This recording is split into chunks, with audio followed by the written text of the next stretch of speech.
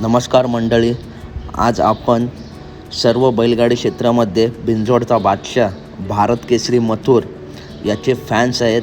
त्यांच्याकडून राहुलभाई पाटील यांच्यासाठी हे पत्र आहे.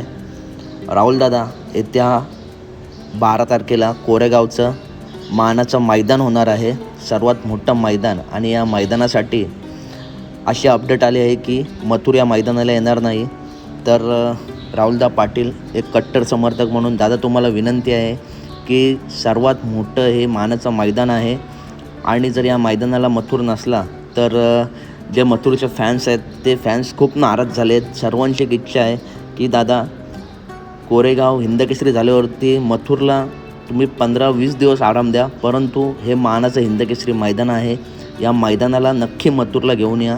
कारण मथुर जर या मैदानात नसला तर भरपूर बैलगाडी क्षेत्रातील मथुरचे फॅन्स नाराज होणार आहे. या वाघाचा दरारा मुंबईमध्ये तर कायमच आहे. मुंबईमध्ये उगाच त्याला बिंजोडचा बादशाह आणि पब्लिकचा भिताड बोलत नाही, परंतु घाटावरती सुद्धा मथुर आता घाट गाजवतो आहे. आजारात असूनसुद्धा त्याने मैदानात कमबॅक केला आणि सलग 3 मैदानामध्ये मथुरने फायनलचा गुलाल घेतला आहे.